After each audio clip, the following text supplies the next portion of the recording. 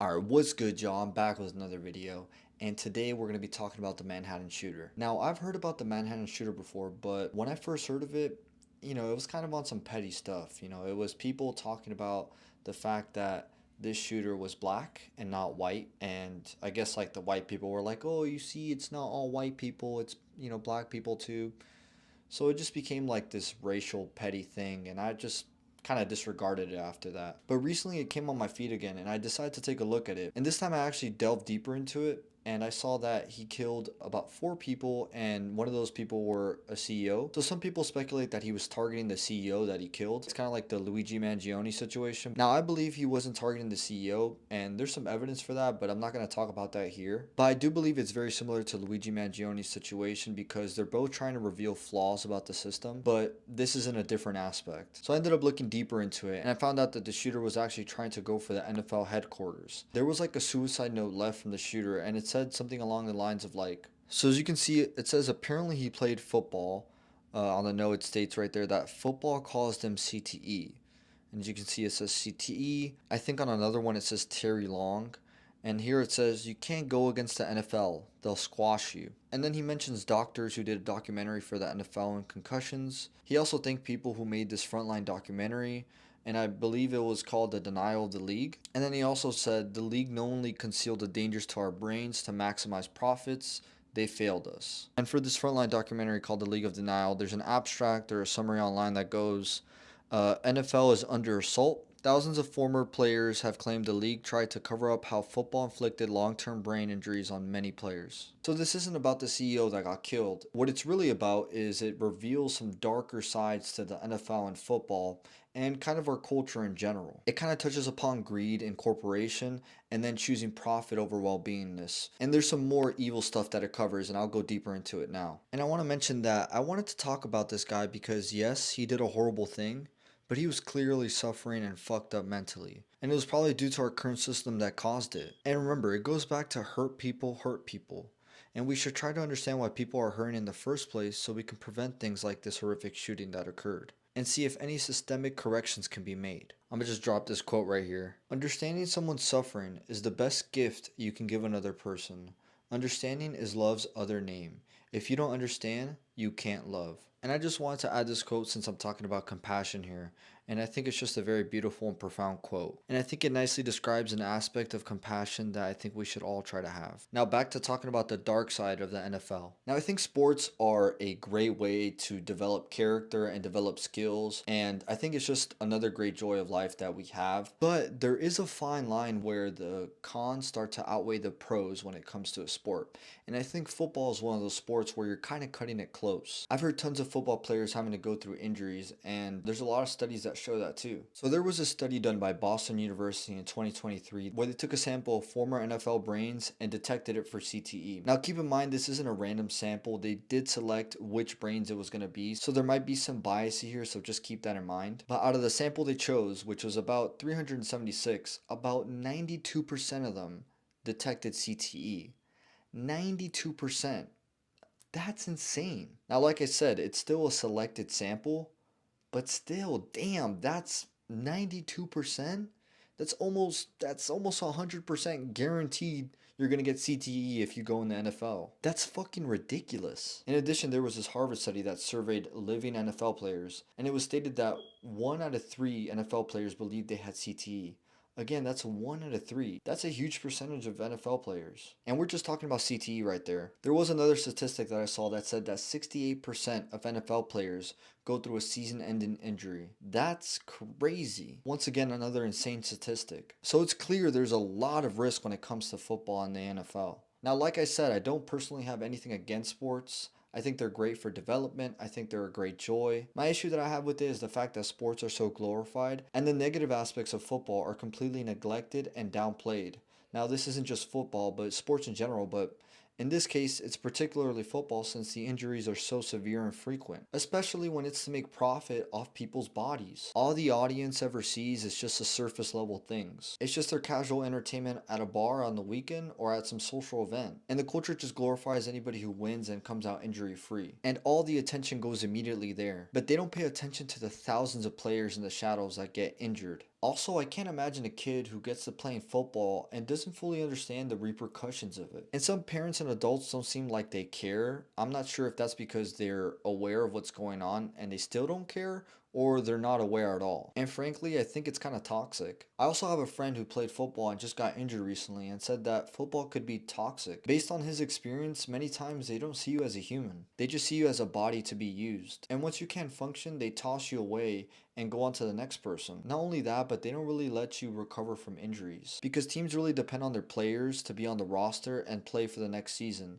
If they're not available, then they'll just get replaced with another person. Once again, it's no regard for the athlete. And when you consider the severity and the frequency of the injuries in football, it makes you question, is it even worth the risk for the athletes?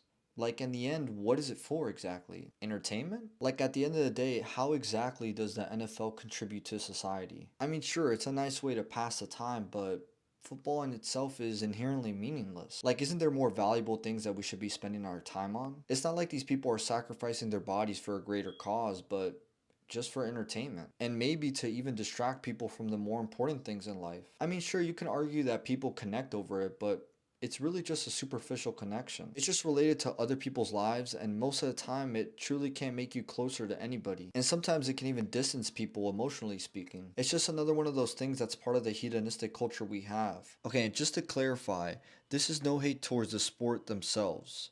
I grew up playing basketball and it was a big part of my childhood. I watched so much basketball growing up and I was a huge NBA fan. And frankly, I grew and learned so much from basketball as a person that without it, I wouldn't be the person I am today. So it's not really even about the sport, but it's the corporations associated with the sports. And the elites that run the corporation using it to manipulate and distract the masses, and being unethical choosing profits over the health of the athletes. So I'm not really talking about the sport aspect here, but just the entertainment and business aspect to the sport and how much resources and attention we give it. And entertainment can definitely be a healthy and great thing, but in moderate doses, just like anything else. I think our culture puts excessive focus on entertainment. Entertainment is a big part of it, and it doesn't only include sports, but like things like YouTube, Netflix, and really all the stuff that we have now with all the screens. Really, there's so much entertainment that we can consume nowadays, it's crazy. And again, these things don't really fulfill you in the long term. It just gives you dopamine during the moment, making it a short-term pleasure, but in the end it doesn't really make you happy. The pleasure eventually goes away, and then that's it. Then you go back to your job. And then once you get out of your job, you go back to entertaining yourself, numbing yourself, getting high, and then the cycle repeats forever. Now, honestly, I think this connects and is pointed to this paragraph that I'm about to read right here. In capitalist societies, sports function as both a massive industry and a tool for distraction and indoctrination, diverting the public's attention from social issues and powerlessness while promoting values of individual competition and submission to authority. Through mega events and commercialized media, sports serve as bread circuses, a modern parallel to ancient Roman practices, pacify the working class and distract from systemic inequalities, creating a sense of unity and national pride that masks deeper societal problems. Now, I think that sums it up very nicely. I mean, isn't it kind of crazy that so many people devote their time to watching sports and being consumed in it when there's so many bigger issues that are happening within our country? Again, they still haven't released the Epstein files. What the fuck is up with that? I mean, clearly we all know that they're pedophiles, but still, instead of putting attention on that type of stuff, the things that actually matter, like pedophiles running our country, instead, we're putting it in sports. Like, what would life look like if we actually put our attention and focus on the things that matter instead of watching a basketball or football game like for 2 hours every weekend? That's a lot of time devoted into that. And if you were to put that into actual important matters, maybe things would actually change. Just think about the amount of attention put into sports that ultimately the sports don't really help our world. It only distracts us from the bigger issues of life. Also, the paragraph mentioned bread and circuses, something that the Romans used to do. And there's a huge parallel between ancient Rome and the US, which is basically the elites and the government back then in ancient Rome used to do like gladiator fights, chariot races, and other theatrical performances that distracted the masses from the bigger political issues happening. Now, I believe sports like football, basketball, the UFC especially, are just like the ancient Rome practices back then to distract the masses. And I think a lot of the elites and the higher ups purposely put money into that so that they can continue to distract the masses. The whole idea of the bread and circuses back then was to feed the masses just the right amount of food, just the right amount of entertainment, and that would basically keep them distracted enough to not ask any questions. And I think that sports are kind of like this to a similar extent. It gives you just enough entertainment to not ask any questions, and they just kind of want you to numb yourselves and forget about all the political issues that are actually happening. And I just want to add these quotes right here. Give them bread and circuses, and they will never revolt. And then the second quote from the bottom is like, the evil was not in bread and circuses per se,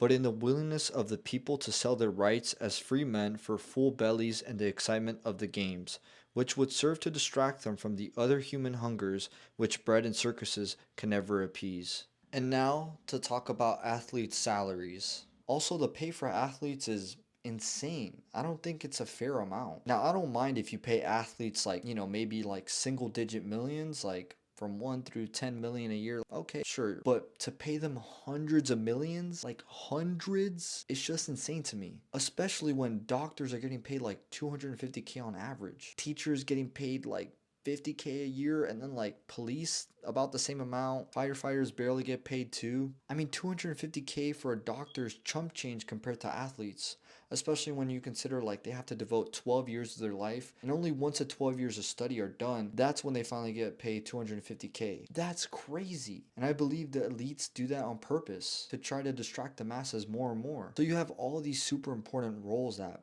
are actually going to make a difference and make our society better, but instead all the money is going towards the athletes, which in the end just distract people. Imagine if more money was poured into the areas that actually make a difference and are actually important. There could be so much good change that can happen from that. Again, I think the higher ups in the government contribute to this inequality. I mean, why do you think you have Trump the pedophile going to UFC fights? It's just like the gladiators in Rome. Like, the UFC is a super attention grabbing sport, just like the gladiators back then. Gladiators used to fight to the death. So imagine, of course that's going to get everybody's attention. So overall, I think the Manhattan shooter absolutely shouldn't have killed anybody. But I think this shooting is a result of a flawed system, and this isn't the only shooting that happens, of course. And our country has kind of become a joke of how many school shootings have occurred. But I do think he was trying to expose and spread awareness towards our toxic system, the toxic mindset our culture has, how greed from corporation could turn a sport evil, and them hiding the truths of injuries from the people, and how the elites ultimately try to control the masses by distracting us with events and performances that are inherently meaningless. But I do hope people become more aware of the flaws of the system and the message he was trying to convey through his suicide notes. And I also hope people become more aware of how many powerful people have evil intentions.